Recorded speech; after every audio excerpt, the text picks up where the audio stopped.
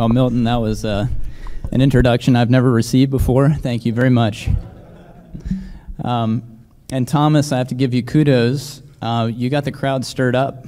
That was good.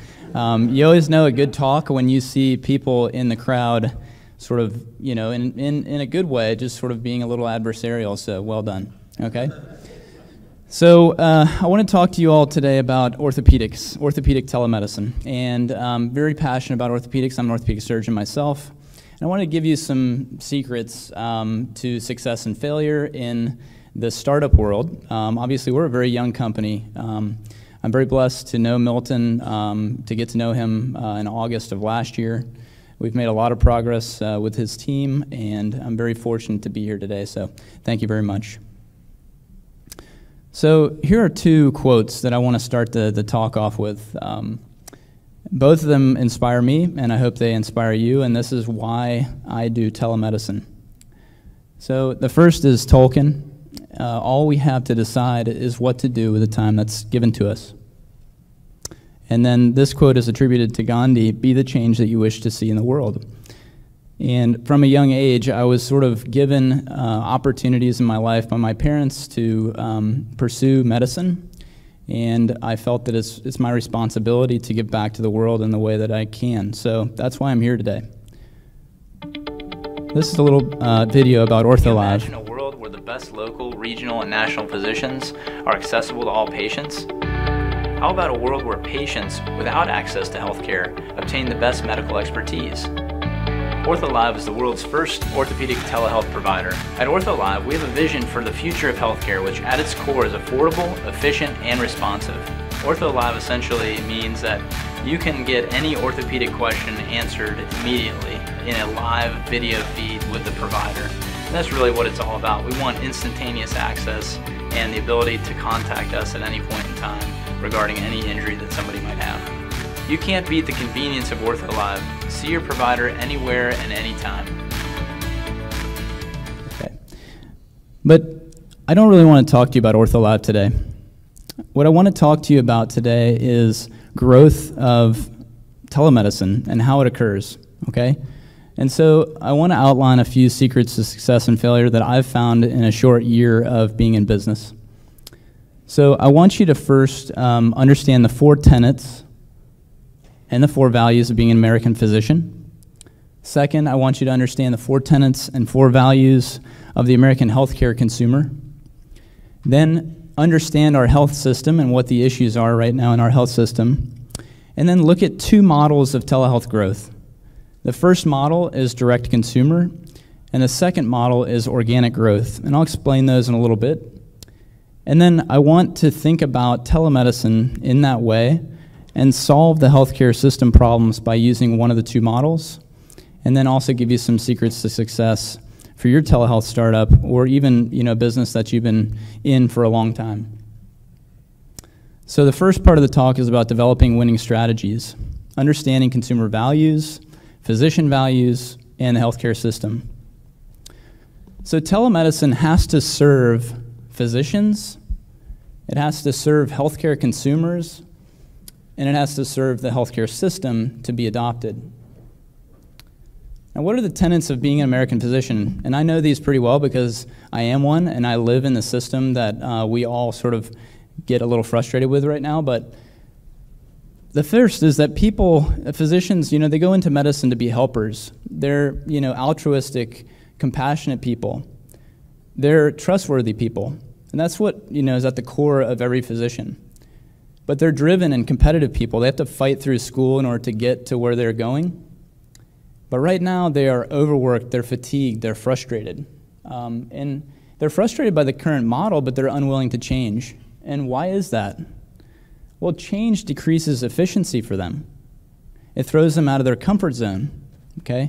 And that is bad for practice of medicine. If you get thrown out of your comfort zone, you can't be efficient, and then you start to get swamped by paperwork and et cetera. So the hierarchy of American physician values is important for all of us in this room to understand. If you want to adopt telehealth in a positive way in this country, you need to understand that physicians are driven by efficiency. That is an equation that is productivity divided by time. They want to get home earlier. They want to improve their workflow and their processes, and they want to avoid duplicating efforts. They want stability. They don't want to change. And they also want to improve the lives of their patients, but at the top of the list is really potentially getting home earlier, being more productive. They also like to enjoy competitive advantage versus their peers. What about the healthcare consumer? What do we need to know about the healthcare consumer in order to gain telehealth adoption across the United States? Well, the first thing that people want is they want a compassionate physician. That's the biggest, most important thing for everyone to remember. When you have someone that's starting out as a physician on telehealth, they have to be able to be compassionate. They have to be able to show that. I'm going to go back one. They want quality. They desire quality. That's important. They would like efficiency, but it's not critical to them, okay? And they can't explain value. The American consumer does not understand value unless they're an insurer or an employer or a third-party administrator. So value is best understood by those people, but patients aren't really involved in that type of decision-making. So when you look at the values of the American consumer, trust is paramount. This happens via word of mouth mostly in the United States today. Quality matters, but it's perceived. You see a lot of healthcare systems sort of building the Taj Mahal. Where I'm from in Cincinnati, we have a hospital system that's built this giant orthopedic institution, and people flock to it. You know, they come to it because it looks the best. You know, there's team physicians out there that, you know, I feel like sometimes they are really about marketing in the orthopedic space and maybe don't have the ability to produce the same way that other physicians do. And value is the least important for the average healthcare consumer, unless, of course, you're an employer or an insurer. So telemedicine must satisfy physician and patient values to be broadly accepted. From a physician standpoint, we don't understand if telehealth will provide efficiency.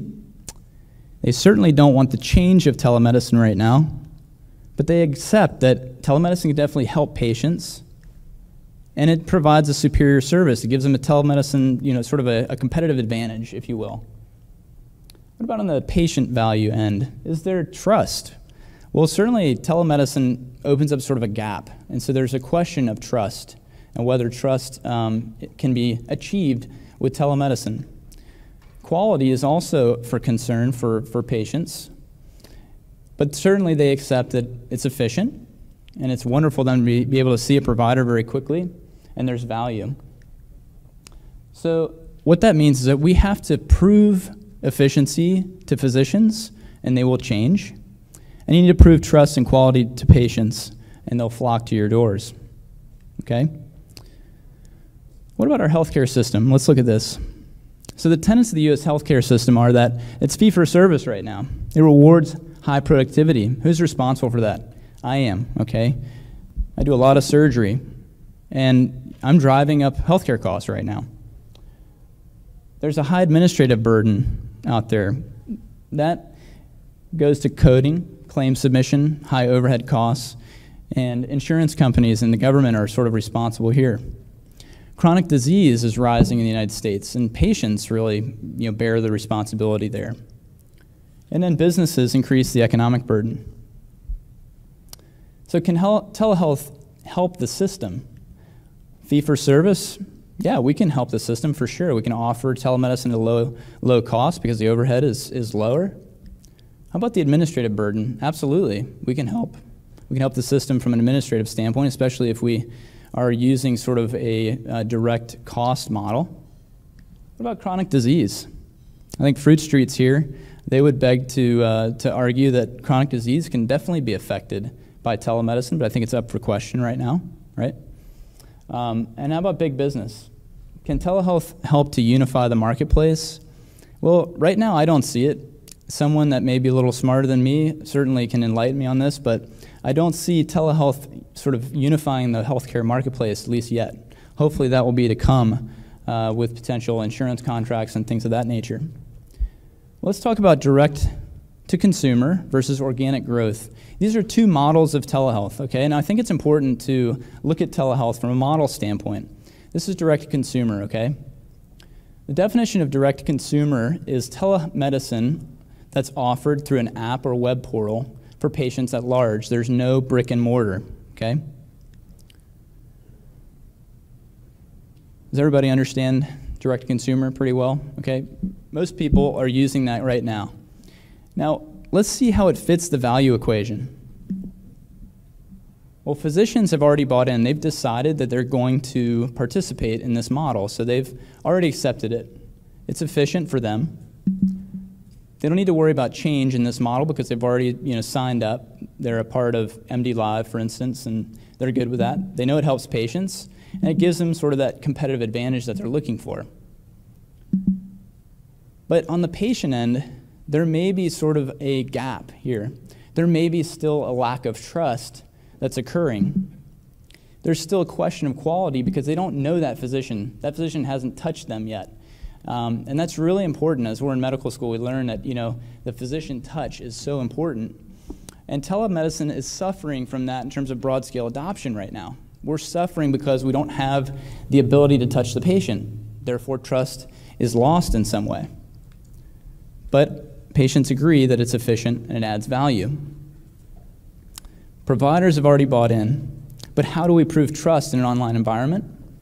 And how do we prove quality if there is no trust?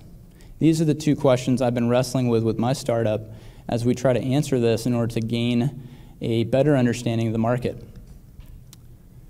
So consumer trust is an issue for direct-to-consumer. All technology takes time to gain momentum and trust, but healthcare is personal, okay?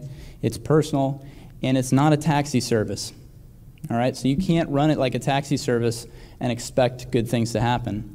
So the most important barrier, if there's one thing I want you to remember, the most important barrier for telemedicine to overcome in the United States is trust until it's perceived as mainstream. And at that point in time, we're going to be okay, but we have to be able to develop and establish trust here in the United States. If your direct-to-consumer company fails to deliver on trust, then it will fail. What are the secrets to demonstrating trust? You need to hire compassionate people. That's number one. Number two, you have to have a strong value proposition. Number three, deliver on quality every time. You need a strong QA program. You can't have providers that are struggling and not have a good QA program. So that's something we're working on very hard at our startup. And your technology has to work 99.99% of the time. If it doesn't work, you're going to struggle, okay? How does the how does direct-to-consumer model fit the U.S. healthcare system? So it can help from a direct fee-for-service process. It can improve the administrative burden. As we know, it may help in chronic disease. Still hasn't unified the healthcare system for me yet, so I'm waiting on that one, but I think in 5 to 10 years, we can have this happen. So it can be a revolution in our healthcare system, but we have to deliver on trust, as I mentioned. And it can really end up changing the way that medicine is delivered across the United States. So what's the biggest hurdle to direct-to-consumer telemedicine? We've said it, trust, okay? So that's big. What is organic growth? Organic growth is the growth of telemedicine in a community-led effort, beginning in small clinics and private practices. That's where we have brick and mortar established already, and then we're adding telemedicine. So let's look at this value equation. What about the physician values here? Efficiency. Well, physicians are still questioning the efficiency of using telemedicine right now. They don't really want to change. There's question marks in their minds about using this. They agree it's going to help patients. It provides them a competitive advantage. They like that. But patients, if you look at this, patients already trust that physician. They know they're going to get great care, so they trust. They know they're going to get great quality, so they trust. They know it provides efficiency and it provides value for them. And there were talks earlier today about putting the patient first. This is where telemedicine, I think, is going to be adopted most quickly. It's in the organic growth area, but providers have not bought in yet, okay? So how do we prove efficiency in the office environment? We have to do that with telemedicine to make it adopted. And how do we help physicians that are, really resistant to change? That's important. So the physician buy-in is critical, and they have to see the value in telemedicine. Well, what is value? Well, it's productivity over cost, okay? So you can either decrease their overhead with telemedicine, you can either drive new patients with telemedicine, or you can improve their office flow that they get to go home earlier. That's how you're going to win in this environment, okay? So you have to understand this if you want to grow telemedicine inside your own communities. So what are the secrets to demonstrating value? Okay, we talked about the secrets earlier for direct consumer, for trust. Let's talk about value. If you want a physician to enjoy telemedicine, you're going to need to create new patients for them. You're going to have to improve their overhead. You have to decrease physicians' time spent doing duplicative work. That's a problem. That's a pain point for us. And you need to decrease time spent with recheck patients, okay? All of those can be accomplished with telemedicine. It can happen, okay? So does organic growth help to solve the system issues? Okay, this is the next part. Fee for service? Nope, not going to change that. There's all the telemedicine laws right now which allow for sort of equality amongst telemedicine visits, so we're not helping that. Are we helping the administrative burden? No, not really. Still using insurance, we're still coding, we're still doing all the things that we normally do. We're still backed up. How about chronic disease? We helping there? Yeah, I think we are. I think we have the ability to have multiple more touch points with patients inside the office, and I think that matters. What about big business? Still not helping, okay? So why suggest the use of something that doesn't solve the system? Why would we do that? Because it doesn't change anything. It's the status quo, okay? So in healthcare, people want to sort of adopt change. They don't want to change and overhaul everything, okay? So it's important to sort of be less disruptive. What are these fish doing? They're schooling, okay? These fish are following in the same direction as all the other fish. When some fish turns around and goes the opposite direction, the fish go, what's going on? We're supposed to be, together, schooled up. Organic growth telemedicine allows providers to maintain their practices, and it allows for easier incorporation of telemedicine. It doesn't require a revolution, and it gives technology a value add. Why is organic growth sort of a successful early business model? Success is not built on trust. You already have that. Okay, it's not an unknown provider. And it's built on the physician desire for technology and efficiency. It drives competition amongst physicians. That's important, that competition piece. And trust is already there with sort of a known provider, so that's great. Now, let's talk about timeline for telemedicine adoption. Direct-to-consumer telemedicine has a long tail region, okay? It takes a long time to really get to that ramp-up phase where you're really seeing a lot of growth. It's important. How about organic growth? It has a short tail adoption region, okay? If you go directly to offices and you're able to sell your telemedicine product, that is a short tail adoption. You're going to be able to get a lot of patients signed up very, very quickly in that model. But direct to consumer is hard. I've done it. It's difficult. It takes a while to get people on board. You have to really take a look in the mirror, as Milton said, and make yourself better. You have to do multiple iterations to improve what's going on inside your company so that people actually will become a patient of yours, because trust is such a big deal. So what's the biggest hurdle to organic growth telemedicine? You have to demonstrate value to physicians, okay? So telemedicine, as I mentioned at the very beginning, is an instrument of change. Here's what we're doing at Ortholive to improve that. We're making orthopedics accessible to everyone, responsive, value-based, affordable. We're trying to lower overhead and administrative burden, and then we're looking at quality. We're studying it. We're making it algorithmic, okay? So getting to sort of my recommendations, some keys to success, finding the direction for your telehealth company. Organic growth starts with private practices. It starts with a stronger desire to compete in one area than hospital-based systems. It allows private practices to expand their reach, provide better care, and obtain new patients, improving their overhead and their office efficiency. Direct-to-consumer does have a long tail. You must deliver on trust if you have a direct-to-consumer telemedicine program, and you deliver on value with consumers that get that value equation. So if you're going to go to the route of employers, they get that. That's a perfect area for you to expand your direct-to-consumer telehealth model, because they understand the value, and value ratchets up on that hierarchy of values that we talked about. So winning strategy number one, you need to acclimatize people. People need to have sort of a gentle administration of telehealth, and that helps to grow the direct-to-consumer side. So what I would suggest is try an organic growth product, help it to pave the way. You start there, and then it's easier for patients to accept this.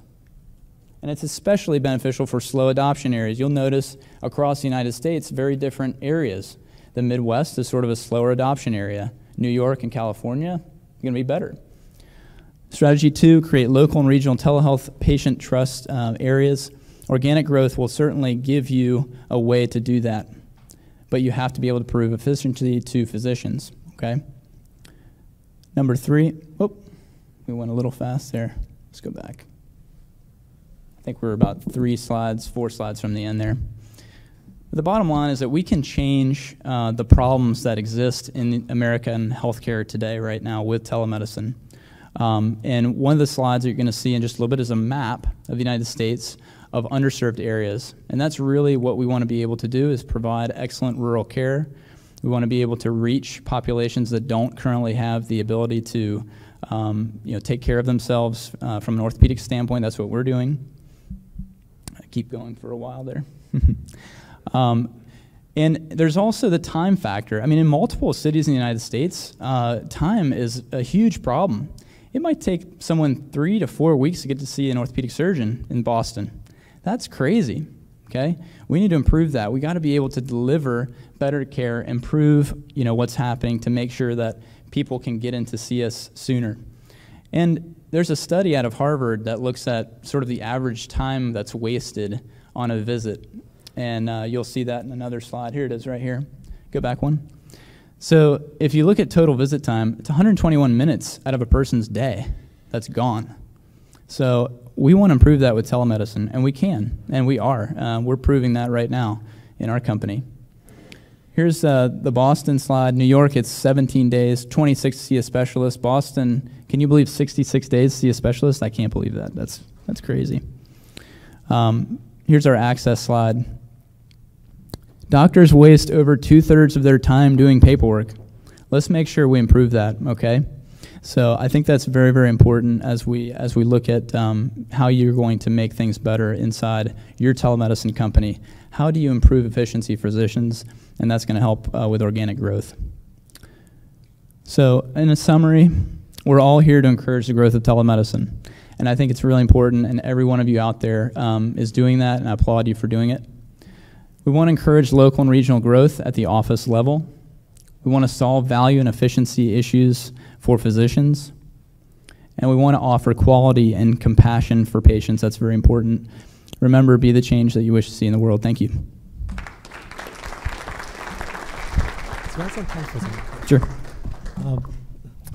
Thank you so much for that. That was actually really, I feel like the blueprint that every company should just follow that. It was really good. Thanks for that. Thank you. I guess we have some time. Yes.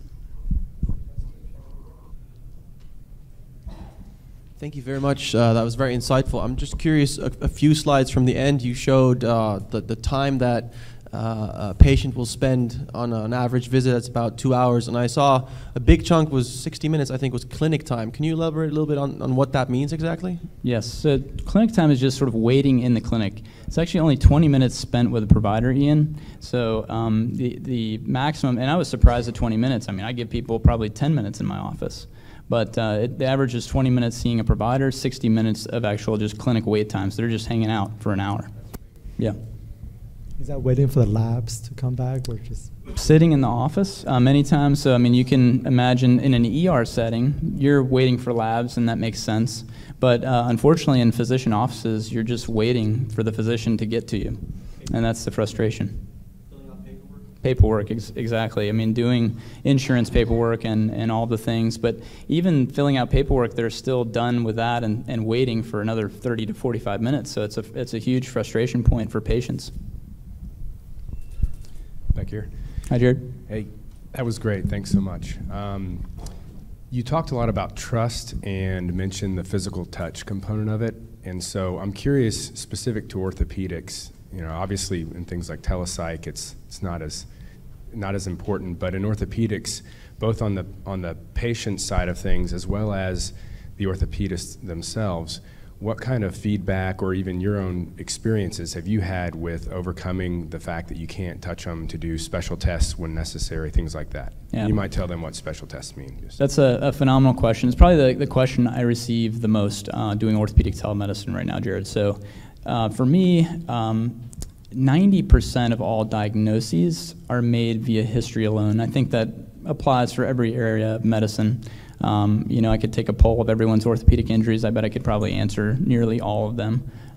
But it is a problem, and so the physical touch is important, and that's why I really have pushed the organic growth side of my business, because what is advantageous in orthopedics is that we get a lot of imaging, and so imaging feedback, especially with the VSee platform, which you know I'm using, you can share the MRI, you can share the X-ray very easily back with the patient, and so that is so easy to implement in an office environment. But I am doing direct-to-consumer as well, and so the direct-to-consumer side, we actually are working with employer groups that have nurse case managers, people that can start to touch the patient for us.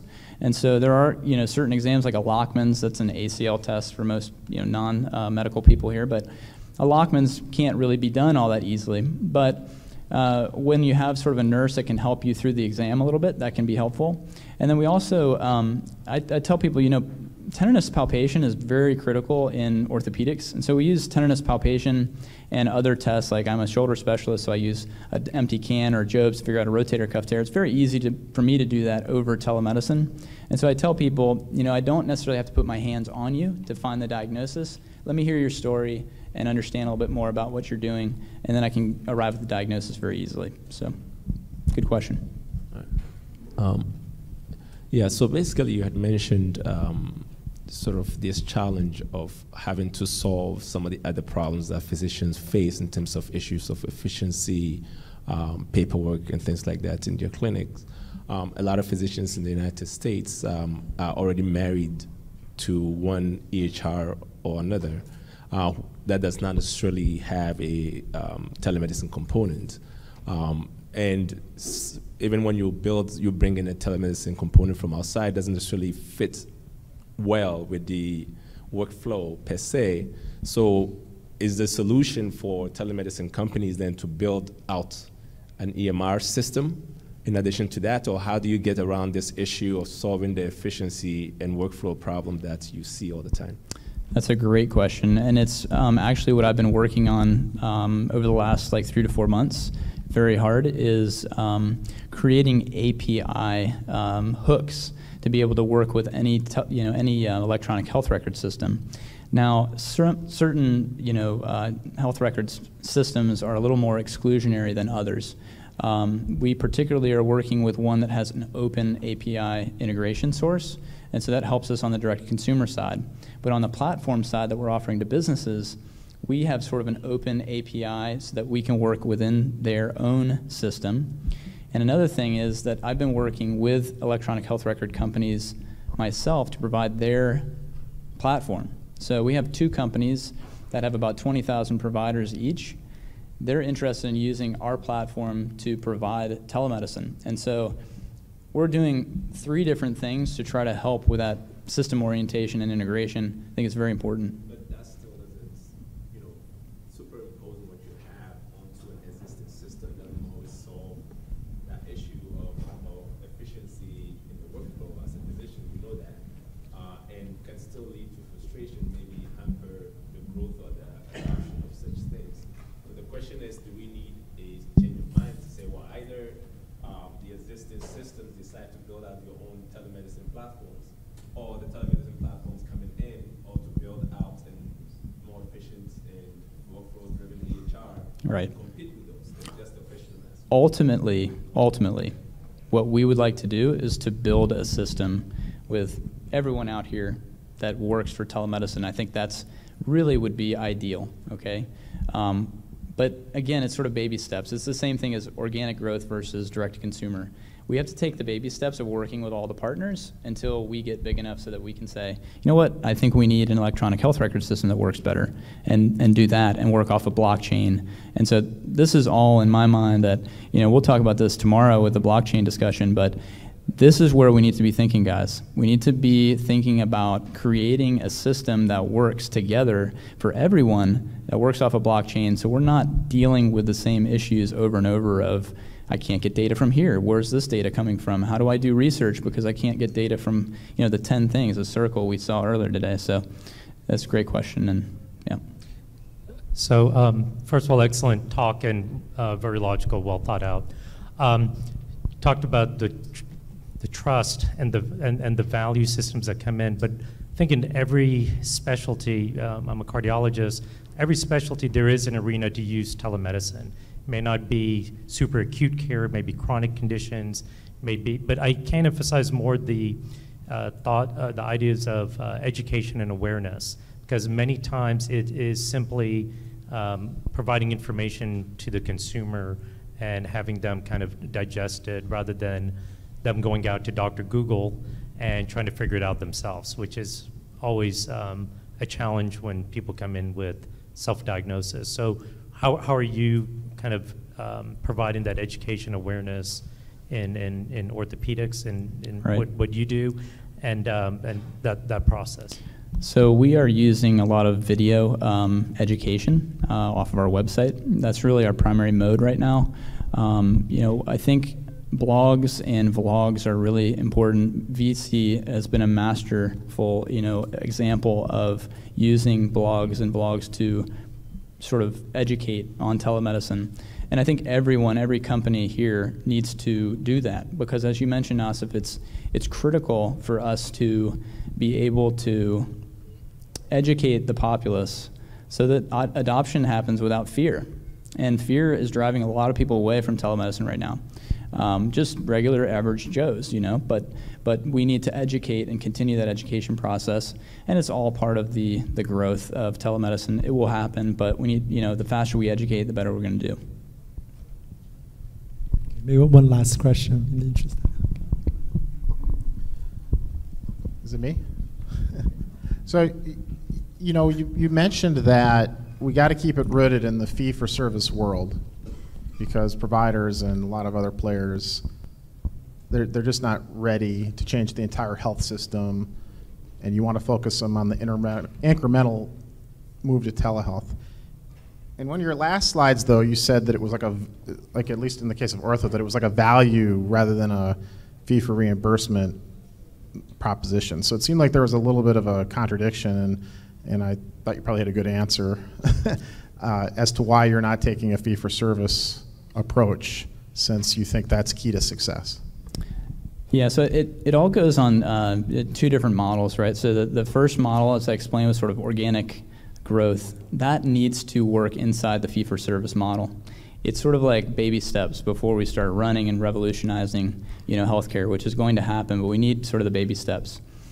The other side is all these wonderful people out here who are doing direct-to-consumer. You are literally trying to revolutionize the system, okay? You can do that through your cost, your value equation. If you go at it from a low cost and you come to a, you know, for instance, an employer, and you say, listen, I'm going to work with you, and I'm going to basically cut your costs by, you know, 9/10. That's a big deal. You know, people are going to listen to you, and so if you want to really revolutionize, you need to go to the value source. You need to understand where the value in medicine is being created. And so I'm telling you, work in both systems, but eventually the avalanche is going to come, and everybody's going to be on sort of the direct consumer, and it's going to be fine. But if you want to sort of get there, you've got to go organically and grow it, you know, at the local level and the regional level, and still maintain our current system. But we're all here to revolutionize medicine, right? I mean, that's why everybody's here. In order to do that, you have to be able to work organic first, and then you can switch to direct consumer once everybody's on board. So that's kind of what my thoughts were. And thank you so much, Mike, for that. You really good. That was awesome.